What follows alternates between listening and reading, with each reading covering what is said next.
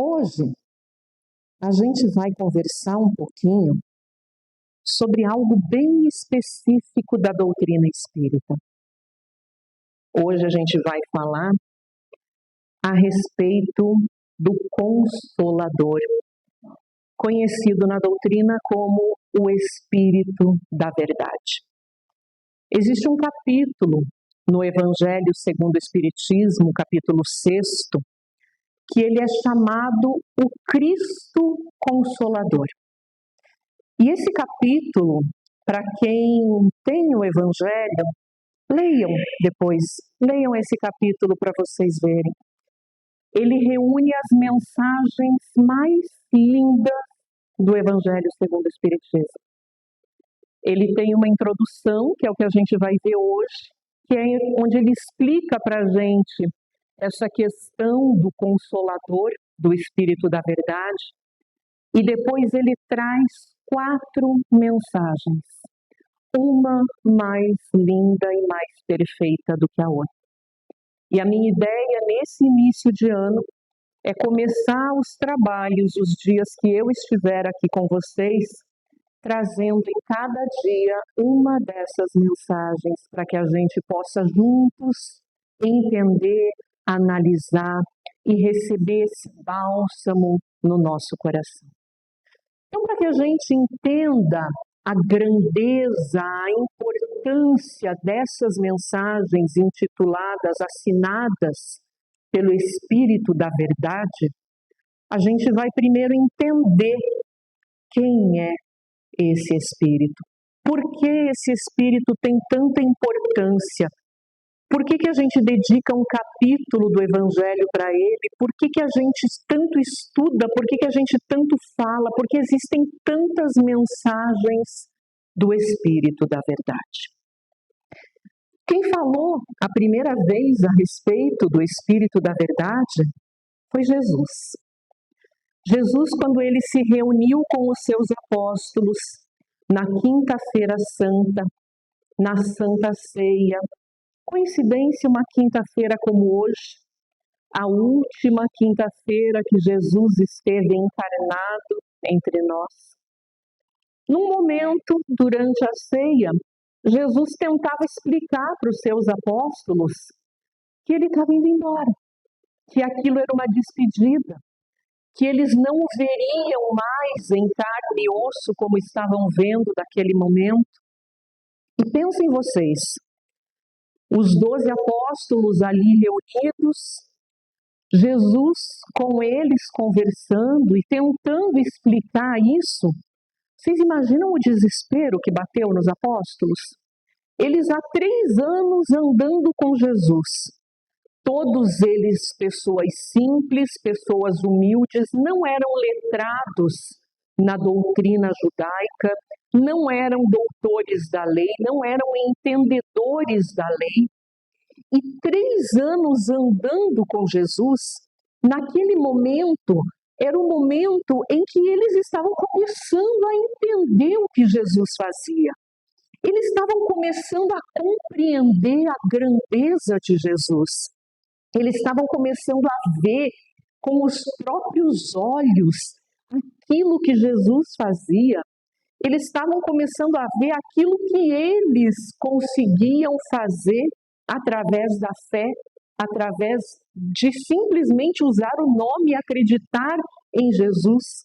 Quantas maravilhas eles começaram a fazer, quantas pessoas começaram a seguir Jesus, alguns deles em busca de cura, em busca de um auxílio, mas a grande maioria buscando ouvir aquilo que Jesus trazia.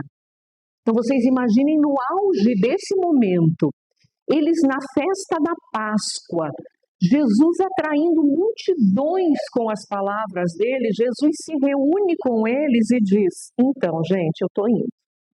Estou avisando vocês, é a última vez que a gente vai jantar junto, eu não vou mais estar aqui com vocês, vocês não vão mais me ver, vão acontecer coisas que vocês não vão entender. Os apóstolos devem ter feito uma cara de desespero, de espanto. Dentro deles, eles devem ter entrado em pânico, dizer: como assim, Jesus, você vai embora? Como assim agora? Agora que a gente está nesse momento, agora que está cheio de gente, que a gente conseguiu atrair uma multidão, agora que a gente está entendendo aquilo que você nos traz, você vai embora? Como você vai deixar a gente sozinho nesse momento? Então Jesus, conhecendo o coração de cada um, assim como conhece o nosso coração, chega para eles e diz o seguinte: se me amais, guardai os meus mandamentos. E eu rogarei a meu Pai, e ele vos enviará outro Consolador, a fim de que fique eternamente convosco. Não era mais uma pessoa que ia vir e ia embora, como tantos profetas vieram, como tantos haviam aparecido, não. Jesus rogaria ao Pai que enviasse outro Consolador, e esse Consolador permaneceria eternamente. Com os apóstolos? Não, com a gente, com cada um de nós. Quem é esse Consolador? Quem é esse que vem ficar eternamente conosco? Jesus intitula ele neste momento de o Espírito de verdade, que o mundo não pode receber, porque o não vê e absolutamente o não conhece. Mas, quanto a vós, conhecê-lo-eis, porque ficará convosco e estará em vós. Então, Jesus apresenta o Espírito da verdade como alguém que o mundo não consegue ver.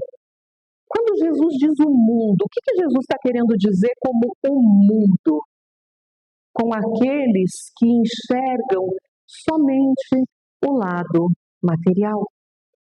Aquele que só vê um problema, aquele que não enxerga uma solução, aquele que a única preocupação é conseguir cada vez mais e mais poder, mais fama, mais beleza, mais juventude, mais dinheiro, mais bens, mais pessoas, mais seguidores.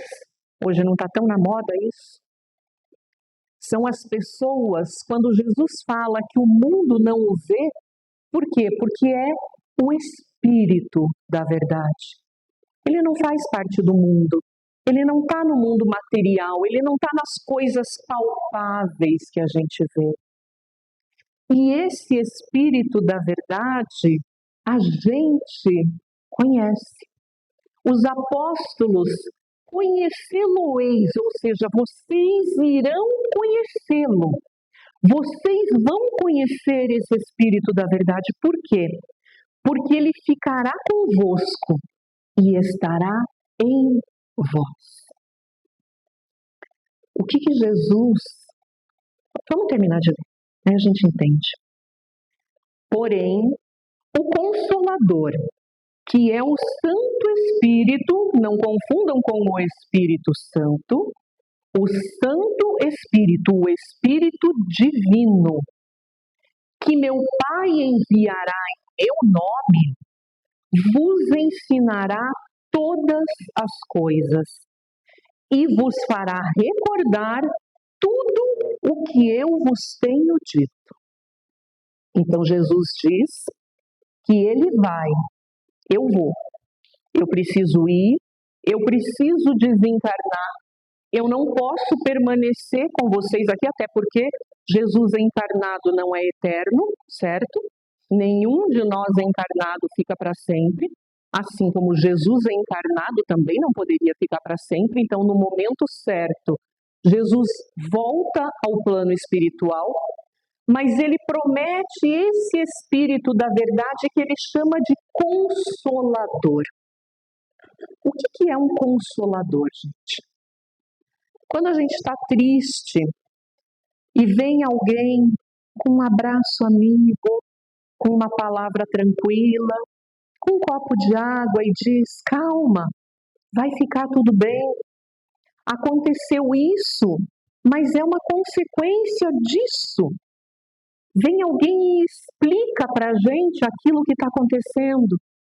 Olha, nesse momento, você está passando por essa situação, mas é por causa disso e disso e disso. A gente entendendo isso não acalma o nosso coração? Não acalma as nossas preocupações? A gente não deixa de lado a ansiedade, a angústia, quando alguém vem nos passar uma segurança de que está tudo bem, de que vai dar tudo certo, nos explica o porquê estamos passando por esse momento? Essa é a função de um consolador. Essa é a função do Espírito da Verdade. Essa é a função de tudo aquilo que o Espírito da Verdade vinha trazer para nós. Então, se a gente começar a juntar as peças, a gente vai entender o porquê que quando a gente fala que a doutrina espírita vem como sendo este consolador que Jesus prometeu, a gente começa a entender o porquê que ela é colocada desse jeito. A doutrina dos espíritos não explica para a gente quem nós somos? Explica ou não explica? Ela não traz para a gente o entendimento de que somos espíritos imortais? Ela não traz para a gente o entendimento de que estamos passando por experiências terrenas para a nossa evolução, para o nosso aperfeiçoamento? Não está na doutrina espírita a nossa origem como espíritos, da onde viemos? Não está na doutrina espírita a promessa da felicidade futura? Não está na doutrina espírita as palavras de Jesus que dizem: bem-aventurados os aflitos, porque serão consolados? Como que a gente deixa de ficar aflito? Vamos pegar um exemplo. Se eu estou passando por um problema, eu tenho um desentendimento com uma pessoa da minha família.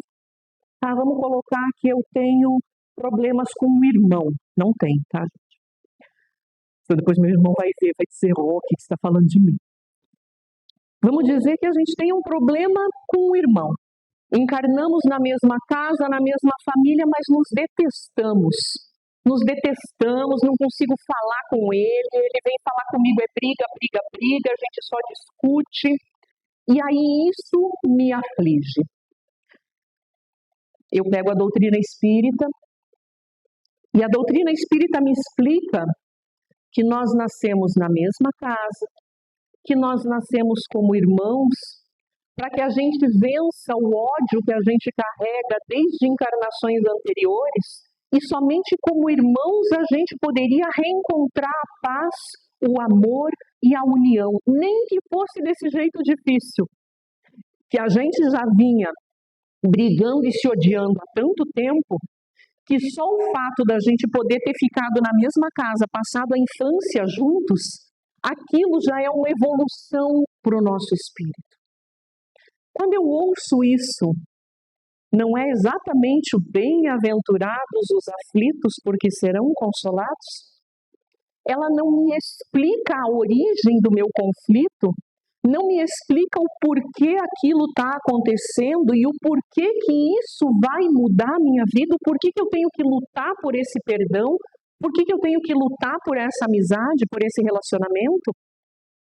Não foi isso que Jesus disse quando ele prometeu um consolador? Ele não disse que meu Pai enviará em meu nome, vos ensinará todas as coisas e vos fará recordar tudo o que eu vos tenho dito. Quando a gente vê esse texto, quando a gente vê essa promessa de Jesus de mandar o Consolador, e aí a gente vê que milênios depois, quase 2 milênios depois de Jesus ter voltado à pátria espiritual, surge a doutrina dos espíritos surge esse ensinamento que ele não deixa de ser o ensinamento de Jesus. A doutrina dos espíritos desdiz alguma coisa que Jesus disse? A gente que está estudando, que está vendo, ela fala alguma coisa contrária de Jesus? Não, a gente estuda o Evangelho de Jesus. A gente estuda aquilo que Jesus nos trouxe. Então, a doutrina que veio dos espíritos na maneira da comunicação recebida, ela não está nada diferente daquilo que Jesus nos coloca. Então, a doutrina dos espíritos cumpre isso sim. Ensina todas as coisas e nos faz recordar tudo aquilo que Jesus disse. É o que a gente está fazendo agora. A gente está lendo um trecho do Evangelho de João. Estamos recordando o que Jesus nos disse. E aí a gente vem no tema central de hoje, que é entender quem é, então, o Espírito da Verdade. Depois desse trecho do Evangelho, o Espírito da Verdade apareceu de novo quando Allan Kardec começou a fazer começou a montar aquilo que seria a doutrina espírita. Quando Kardec começou a conhecer a doutrina espírita, ele esteve um dia na casa de um dos médiuns que recebia as psicografias, e esse médium, num momento de psicofonia, recebe a mensagem de um espírito que se intitula o Espírito da Verdade. E esse espírito, neste momento, ele diz a Kardec que eles iriam juntos fazer o trabalho de reunir todo o material para a doutrina espírita. Kardec não era médium ostensivo, Kardec era médium intuitivo, e aquele que orientou Kardec em todos os momentos da codificação da doutrina, aquele que disse para Kardec quais perguntas reunir, quais médiuns reunir, como separar, como organizar os livros, foi esse espírito, junto com outro grande grupo de espíritos, nesse grupo incluindo São Luís, Santo Agostinho, N espíritos que a gente vê dando mensagens no Livro dos Espíritos e no Evangelho, mas todos esses espíritos organizados e coordenados por este espírito chamado o Espírito da Verdade. Ele estava ali como mentor da codificação da doutrina espírita. O que é um mentor? O mentor é um professor, é um mestre, é aquele que detém o conhecimento e organiza. Ali estava o Espírito da Verdade. Algumas teorias da doutrina espírita dizem que esse Espírito da Verdade seria um grupo de espíritos. E como eu já ouvi falar nisso, eu fui atrás para tirar a dúvida. E aí, como a doutrina espírita, ela se completa, a gente não pode achar que a gente lê o Livro dos Espíritos e sabe toda a doutrina. Ou eu li o Evangelho e eu já sei toda a parte da doutrina. A doutrina espírita se completa com todas as obras de Kardec.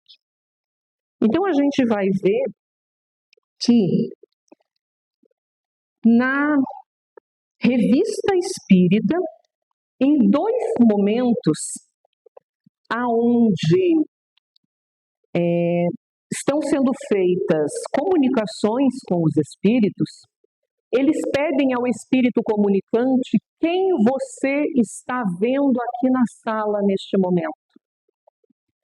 E o espírito vai dizer o seguinte: na Revista Espírita, em março e junho de 1862, a evocação de dois membros da Sociedade Parisiense de Estudos Espíritas que regressaram à espiritualidade, Sr. Jobarde e Sr. Sanson. Sr. Jobarde, ao ser questionado por Allan Kardec sobre os espíritos que estava vendo, diz: vejo principalmente Lázaro e Erasto. Depois, mais afastado, o Espírito de Verdade planando no espaço. Senhor Sanson, por sua vez, diz que estava vendo o Espírito de verdade. Santo Agostinho, Lamennais, Sonnet, São Paulo, Luís e outros amigos, conforme consta da Revista Espírita de junho de 1862.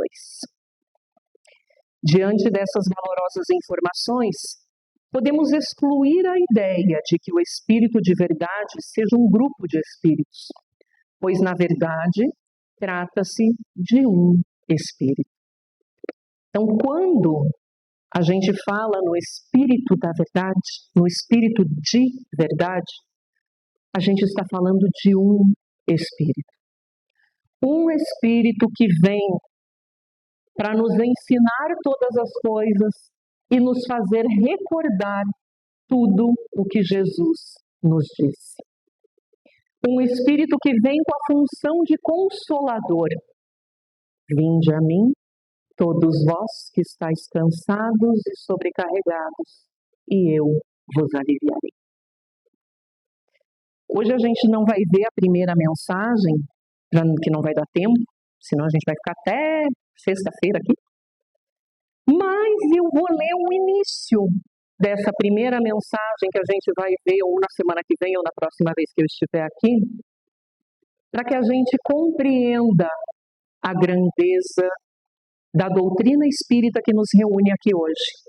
A grandeza dessas lições, destas palavras, destas perguntas, destes livros que vêm de um plano espiritual muito superior, muito superior. A próxima mensagem é uma mensagem que foi psicografada na Sociedade Parisiense de Estudos Espíritas. Ela se encontra dividida em 4 partes no Evangelho, mas ela se encontra de maneira integral no Livro dos Médiuns.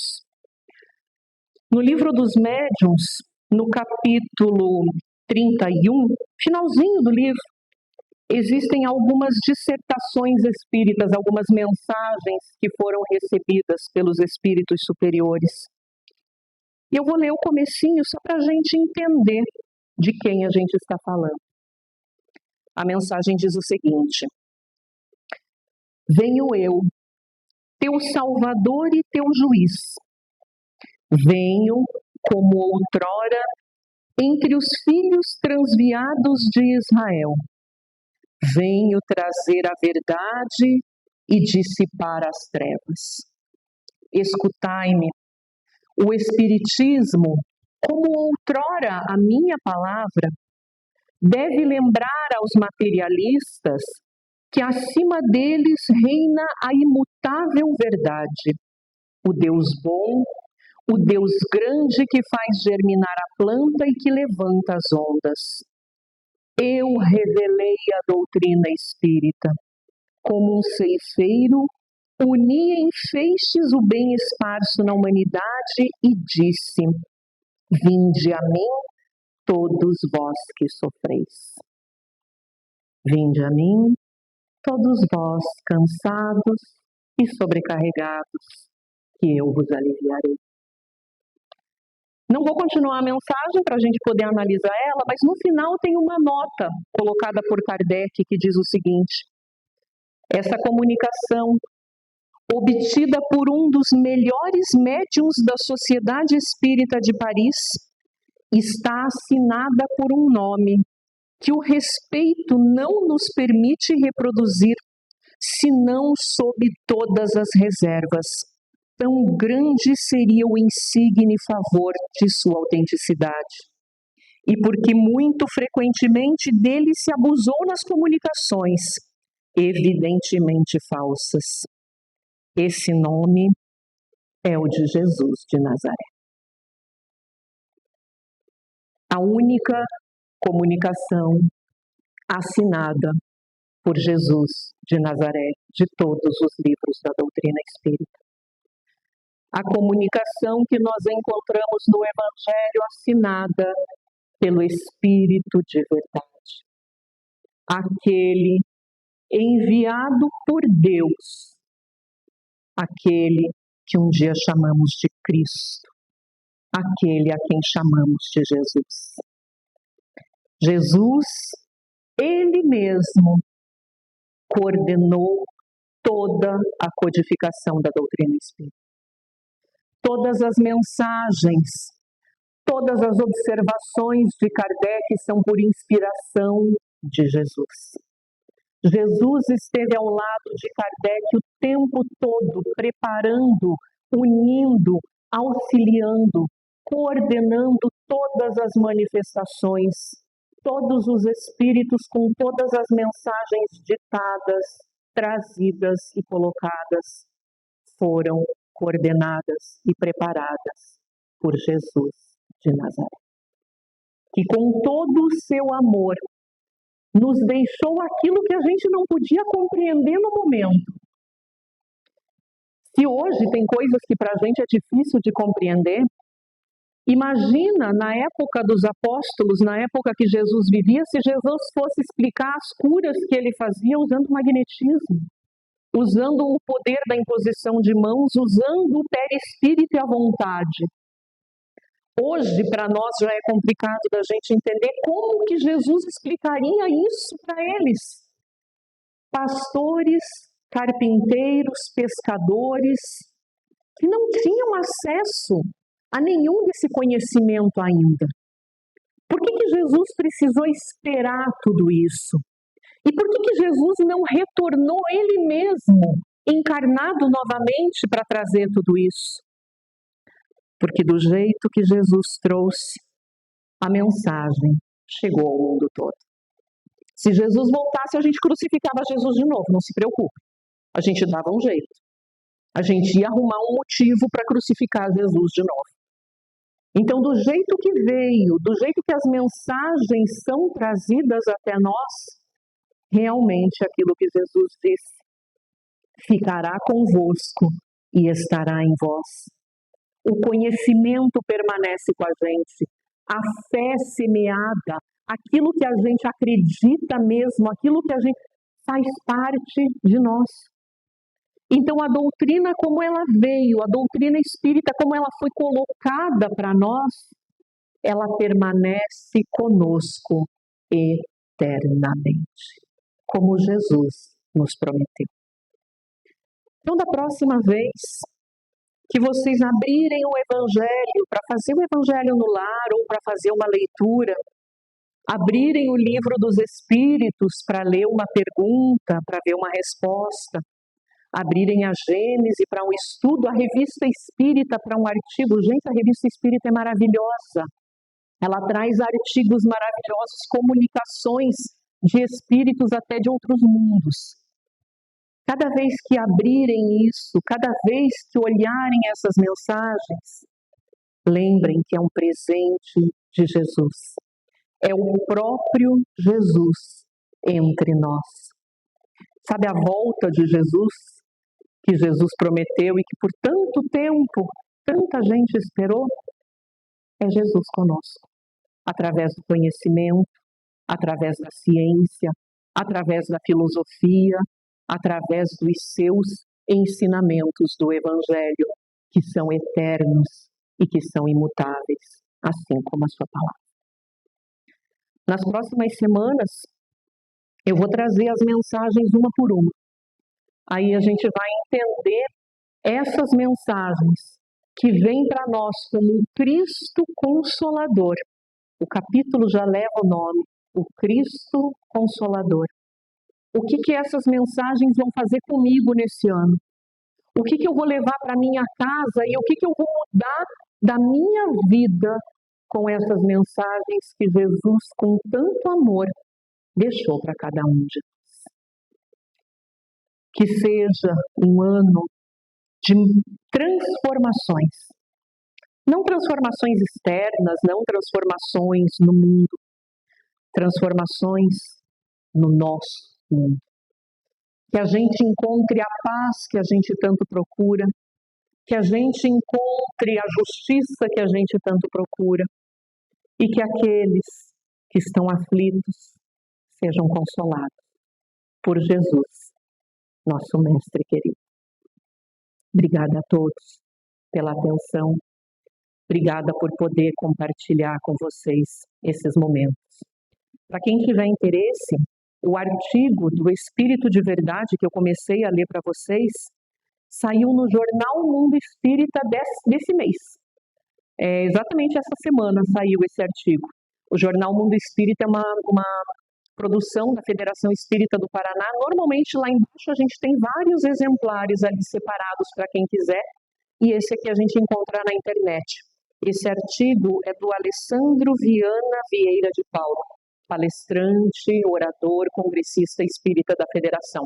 Leiam, é bem interessante, ele explica certinho essa questão do espírito de verdade. Obrigada mais uma vez.